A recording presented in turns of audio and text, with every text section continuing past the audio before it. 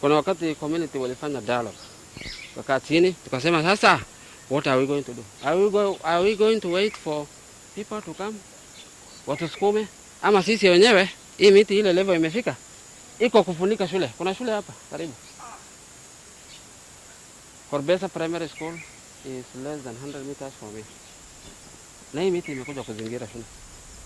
Kuna wakati simba ilikuwa hapo nje. Saa 12:30 mchana. Jua imetoka. Wanafunzi wanaingia shule saa ngapi? 6:30. Na simba iko wapi hapo? Saa 1. So tukaona hasa hii level imefika. Itakuja kukula watoto wetu. We must rise up. Kama tukishindwa na hii kubwa, lazima tutoe nini? Tutoe from around the schools, institution na public yote, tutoe hizi miti.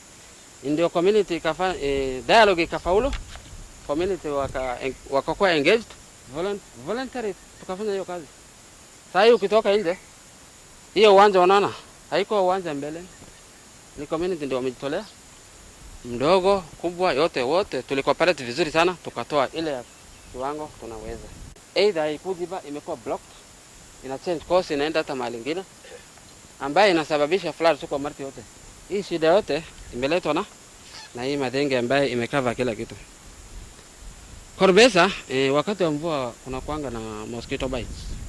Lakini Korbesa kuna at times wakati wa ukame pia sisi tunakuliwa na mosquito.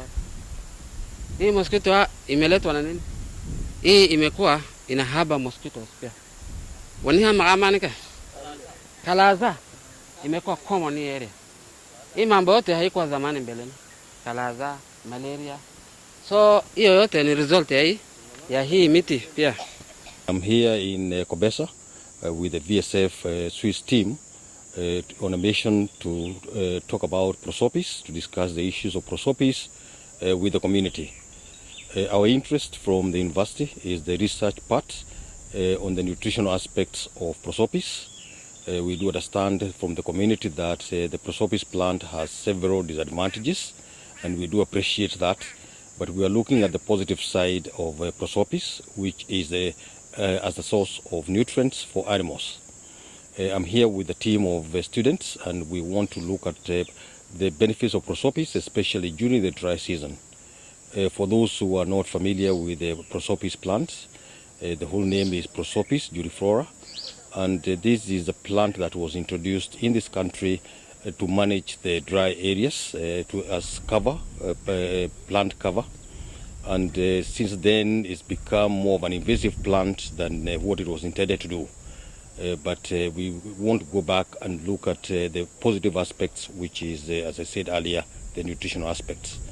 The most nutritious part of this plant for animals is the pod, and this is what we want to use for feeding of animals. And our interest will be to see the nutritional value.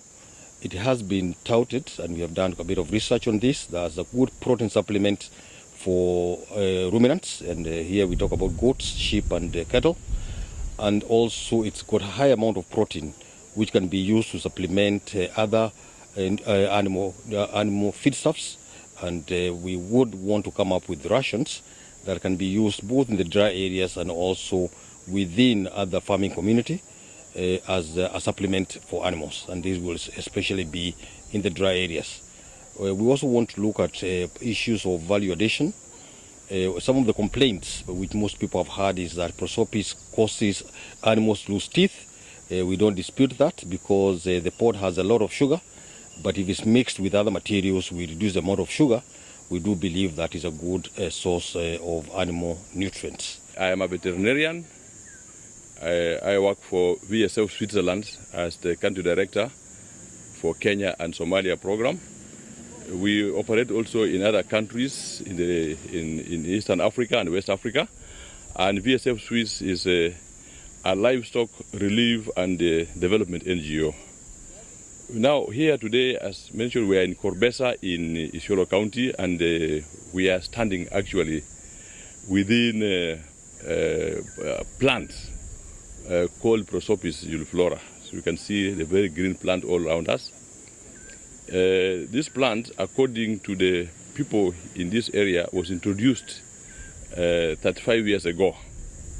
and it was not only introduced to Isiolo but other dry lands of Kenya. The idea was to green the lands and reduce the certification. It was a very novel idea, a very good idea. And as you can see where we are, the plant has really grown, and in fact now we call it an invasive species.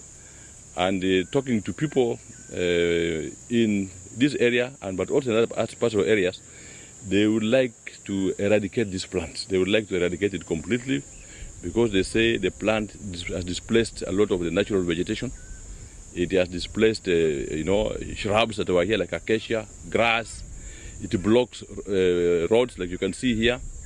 It also blocks waterways, and it also displaces displaces a lot of many other useful plants. And they also say it extracts a lot of water. So the feeling that people have is that it should be eradicated. And I very much understand what they are saying, and what they are saying in Korbesa is not very different from what people are saying elsewhere. But we at VSF Swiss, and also working together with the University of Nairobi, we see it differently. We see these plants, because of its aggressive growth, as a real possibility. We believe there are many possibilities, there are very many uses that this plant can be put into. And to name just a few, it can be used as timber, it can be used as wood fuel. It can also, in fact, I was just thinking, talking to a friend, we thought, can we also think of having a paper industry here, or even a softboard, timber industry. This is a subject for another day. Mbegu ya Mathenge itaishi kukaa na sisi maisha yote. Ni mikakati gani sisi tunatumia kama county, kama wafadhili ambao wanakuja kutushika mkono wakati ya hii majanga, kama jamii ambayo inaadhirika, ambayo iko na mifugo ambayo inategemea hizi nyanda za malisho, ni mikakati gani sisi tunaweka? Ndio unaona kuna uwakilishi wa county hapa, kuna uwakilishi wa national government chiefs wako hapa katika hii vikao, kuna conservancy kwa hii kikao, kuna watafiti kutoka vyuo vikuu, kwa sababu hatukuji tu kulia na nyinyi, bali pia kutafuta suluhisho. Kwa hivyo ni shukrani kubwa, kwa sababu hata wamama wa hapa katika hii kikao, wamama ndio wengi, na ninashukuru kwa sababu nyinyi ndio mnaadhirika zaidi, kwa sababu watoto wakilia njaa nyinyi ndio mnakuwa pale. Lakini tukisema tuingie katika hii msitu, tutafute njia mbadala.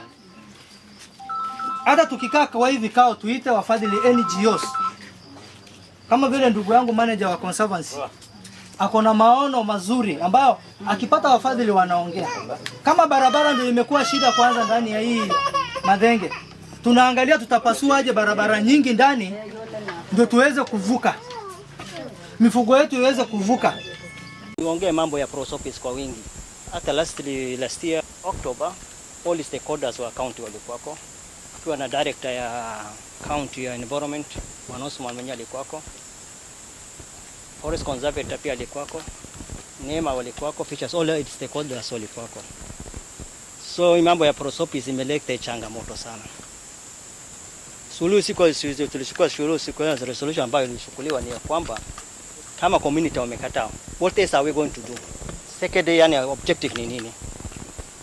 Ikasemekana hii kitu itumiliwe kama charcoal burning. Sababu bwana Dima nyanya alizinzia kama local. Unajua kama hata manager, unajua hii mambo yao yanahusika na community sana. Akaomba mambo ya charcoal burning. Ikasemekana sawa itafanyika, lakini moratorium bado tolewa mpaka waziri atoe. Itakuwa unajua moratorium ilisemekana no movement ama permit ambayo itapeana mpaka minister atolewe. Hii njia walitengeneza ni portion kidogo. Kwa hivyo miti biscuit mjiga iko na faida, lakini kama ujui faida yake, hata chakula kama ujui, kama utapika kwa njia nzuri itakuwa mzuri kwako.